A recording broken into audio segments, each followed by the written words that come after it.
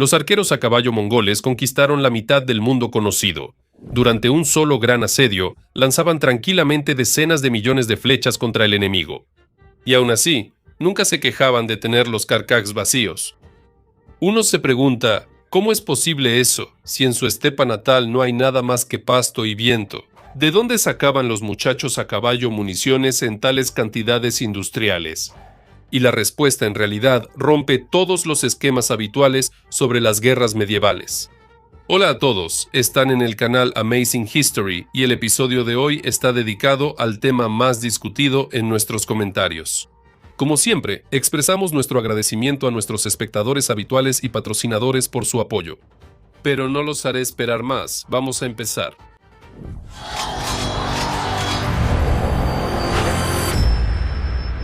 Al ver una flecha mongola, uno podría pensar, ¿qué tiene de especial? Es solo un palito de menos de 1 metro de largo y que pesa unos 50 gramos. Pero en realidad, es una herramienta de alta precisión y su fabricación requería tecnologías avanzadas.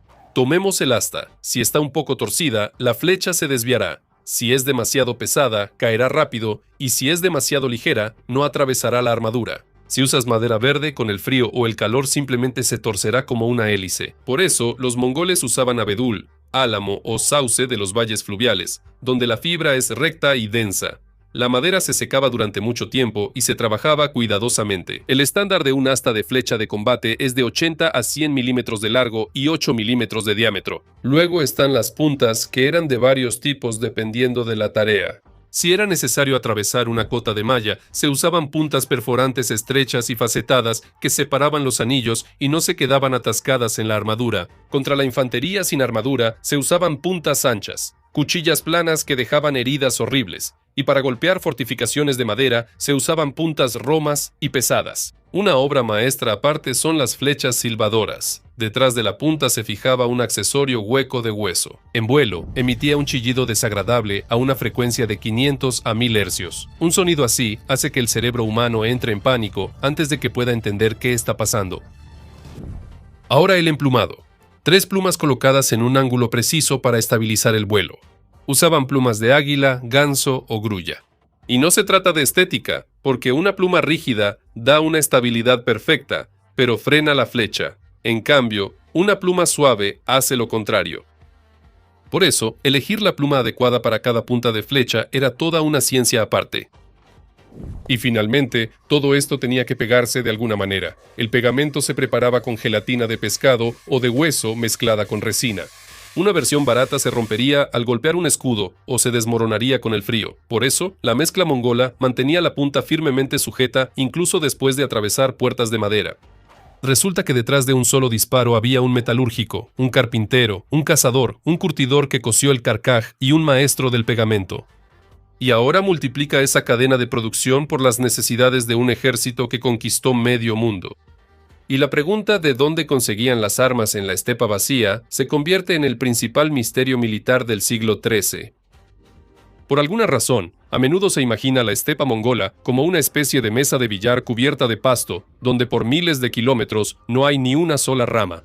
Pero la realidad es completamente diferente. En los valles de los ríos crecían perfectamente sauces, álamos y abedules. Un poco más al norte comenzaba la taiga, y cerca de los cuerpos de agua había suficiente caña. Cualquier nómada conocía su valor. El valor de un buen palo recto lo conocía mejor que un ciudadano moderno entiende de tipos de cambio. El problema era otro. Un solo bosque bastaba para armar a un pequeño grupo para un enfrentamiento local con los vecinos. Pero cuando hablamos de una guerra imperial, los recursos locales, naturalmente, no eran suficientes. A esa escala, lo que importa ya no es la presencia de arbustos junto al río, sino una logística ininterrumpida, y eso, en la estepa, prácticamente no existía. Ahora vamos a hacer cuentas. Un jinete lleva consigo 2 o 3 carcajes, lo que equivale a unas 60 flechas. En el calor de la batalla, los proyectiles se rompen contra los escudos, se hunden en el lodo y quedan atascados sin remedio en los cuerpos. Incluso si disparan con mucha moderación, un tumen, es decir, 10.000 guerreros en una gran batalla, gasta cientos de miles de flechas. Y es preferible reponer los carcajes para la mañana siguiente, no dentro de un mes cuando llegue el convoy de suministros. Antes de Gengis Khan, la economía de la estepa cubría sus déficits de 3 maneras. Era un trueque clásico. Nosotros les damos caballos y pieles, ustedes nos dan metal y madera. Eso es un claro caso de extorsión, cuando una tribu fuerte simplemente le sacaba tributo a sus vecinos más débiles. Y por supuesto, el viejo y conocido saqueo. Es un método rápido, pero a largo plazo completamente inútil, porque una ciudad arrasada ya no produce nada. La genialidad de Gengis Khan está en que tomó estos tres métodos dispersos y los unió en una máquina corporativa implacable. Adelante. Adelante. Gengis Khan estableció un impuesto regular con normas claras. El comercio se volvió obligatorio si alguien se negaba a vender por las buenas. Y el saqueo espontáneo fue reemplazado por la confiscación planificada de recursos, con su procesamiento inmediato justo en el lugar. Y para que esta máquina funcionara, era necesario conquistar constantemente nuevos territorios. La munición se gastaba mucho más rápido de lo que moría la gente. Y detener la expansión no era posible, no tanto por ambiciones geopolíticas, sino por razones puramente productivas. Sin la inyección de nuevos recursos, la cadena de producción militar del imperio simplemente se detendría. En realidad, sí había hierro en la estepa mongola. Simplemente, el metal no estaba justo bajo los pies. Los yacimientos de Altai y Hubsugul ya se explotaban mucho antes de Gengis Khan. Según algunas estimaciones de geólogos, solo en las antiguas explotaciones cerca del lago Hubsugul se extrajeron 250.000 de metros cúbicos de roca. Incluso con una fundición primitiva, esto daba alrededor de 15.000 toneladas de hierro puro. Teniendo en cuenta que una sola punta pesa unos 15 gramos, las reservas eran suficientes para una cantidad astronómica de disparos. Es decir, no había problema con la materia prima. El problema era el acceso, y los mongoles la resolvían mediante la absorción por la fuerza. Para el año 1207, el hijo mayor de Gengis Khan, Jochi, llegó a los kirguises del Yenisei y a otras tribus forestales que vivían en ricos yacimientos. Los líderes locales vieron su ejército, evaluaron sobriamente sus posibilidades y decidieron no resistirse. Pagaron tributo con halcones blancos y martas sibelinas. Pero el imperio no solo necesitaba pieles de lujo. A los pueblos conquistados de inmediato se les impuso la obligación de pagar tributo en hierro y armas ya fabricadas. Para empezar, eso fue suficiente. Pero el apetito crecía y para una guerra continental, los herreros siberianos eran demasiado pocos. Y aquí los mongoles encuentran una solución sencilla. Al invadir un estado con metalurgia desarrollada como Tangut o el mismo Joresm, actuaban como una máquina despiadada. Después del asalto a la ciudad, a los militares y a la élite normalmente los mataban para evitar que provocaran una rebelión. Pero a los herreros, armeros, fundidores e ingenieros los apartaban de la multitud y los cuidaban como a la niña de sus ojos. Ese tipo de especialistas valían más que el oro, por eso los trasladaban por miles al interior del imperio, creando verdaderos centros industriales. En medio de la estepa surgían centros de producción especializados. Por ejemplo, la ciudad de Chinkai, Bolgasun. Para mediados del siglo XIII, el imperio había crecido tanto que la munición se fabricaba simultáneamente en China, Persia, Asia Central y en la propia estepa. Y aquí surgió un problema del que no les gusta escribir en los libros de historia militar. Las flechas de diferentes regiones se comportaban de manera completamente distinta. Un maestro del sur podía forjar una punta más pesada, mientras que uno del norte podía tallar un asta más gruesa. Al final, el jinete recibe un carcaj nuevo de una ciudad desconocida, tensa la cuerda, y la flecha o no encaja en ella en absoluto, o vuela en una trayectoria completamente impredecible. Había que hacer algo al respecto. Y en la segunda mitad del siglo XIII, especialmente con la llegada al poder de Kublai Khan, el imperio adopta los estándares. Ahora los artesanos están obligados a copiar el peso, la longitud y el grosor exactamente igual. Y para motivar a los fabricantes, los mongoles implementaron un sistema de control de calidad para la producción militar. En los lotes de armas se estampaban sellos. Había sellos tanto de los propios artesanos como de los funcionarios encargados de la inspección. Y si en el frente se encontraba un lote defectuoso, gracias al sello se podía identificar al responsable. Por cierto, los ejércitos europeos solo llegarán a la intercambiabilidad de calibres y la estandarización de municiones hasta el siglo XIX.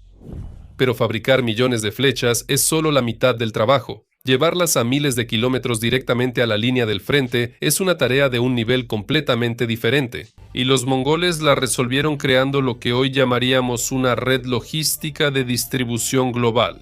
La principal herramienta fue ese famoso sistema de postas. Inicialmente, esta red transcontinental de estaciones, ubicadas a una jornada de distancia entre sí, fue construida para mensajeros y la transmisión de órdenes urgentes, pero los mongoles rápidamente entendieron que la infraestructura que mueve información perfectamente también es excelente para el suministro. Las estaciones postales de los mongoles empezaron a llenarse de graneros y almacenes. La caballería se mueve rápido, pero los carros pesados son lentos. Si una unidad avanzada necesitaba urgentemente reabastecer municiones, los intendentes no esperaban el convoy desde la capital, sino que tomaban las reservas del punto de transferencia más cercano. Paralelamente, detrás de los tumanes que avanzaban, siempre iban convoyes especializados con municiones.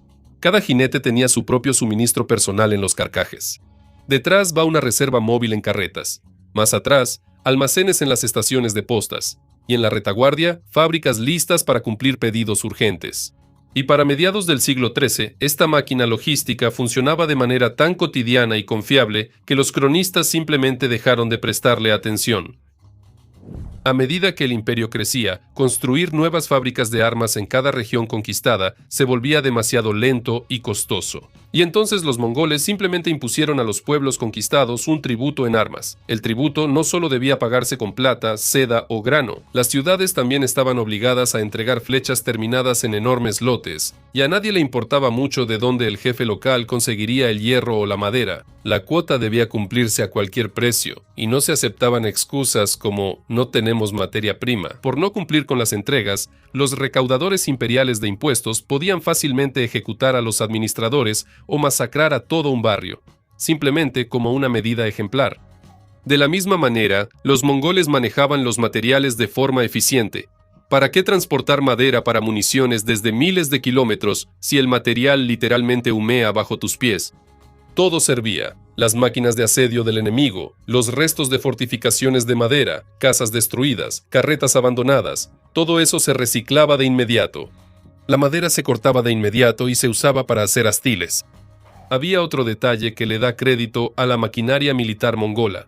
Después de los asaltos a las ciudades, los equipos de suministros recorrían las ruinas y revisaban minuciosamente el terreno. Sacaban las flechas de los troncos, de los cadáveres y de los carros quemados. Todo eso se clasificaba cuidadosamente. Las flechas enteras se devolvían de inmediato a los carcajes y se cargaban en los carros de suministros. Si el asta se rompía, la punta de todos modos no se tiraba. Se recogía en un montón aparte. Justo ahí mismo, en las cenizas, se instalaban improvisadas fraguas de campaña, donde el hierro doblado o roto se fundía y forjaba apresuradamente. Por cierto, según las observaciones del viajero Plano Carpini, los guerreros llevaban limas atadas directamente a los carcajes. Disparabas, encontrabas la flecha, afilabas la punta desafilada y la usabas de nuevo. Por eso, en los lugares de grandes batallas mongolas, los arqueólogos modernos encuentran tan poco hierro. Según las descripciones de los contemporáneos, las flechas volaban como una lluvia densa, y las empalizadas de madera después del ataque parecían el lomo erizado de un jabalí. Parecería que la tierra debería estar cubierta de metal, pero no es así, porque el vencedor se llevaba todo consigo. Así que la respuesta a la pregunta principal del episodio resultó ser sumamente pragmática. Los nómadas no intentaron buscar millones de flechas en la estepa desnuda, hicieron que la mitad de Eurasia trabajara para ellos. Las minas de Siberia proporcionaron el hierro, los valles fluviales dieron la madera perfecta, las rutas comerciales aseguraron el suministro de pegamento y resina, y las ciudades conquistadas entregaron a los mejores ingenieros y artesanos. Las estaciones de mensajería unieron todo esto en una sola red logística. Y el miedo hizo que esta máquina funcionara sin una sola falla. Hay una ironía histórica especial en la forma en que terminó esta época. El sistema que conquistó medio mundo con flechas comenzó a decaer no por los golpes de los enemigos ni por la falta de recursos, simplemente se volvió obsoleto. Llegó la era de la pólvora, y los arcos tradicionales con flechas empezaron a quedar definitivamente en el pasado. Bueno, eso es todo de mi parte. Muchísimas gracias por ver el episodio hasta el final. Suscríbanse al canal para no perderse nuevos videos y hasta pronto.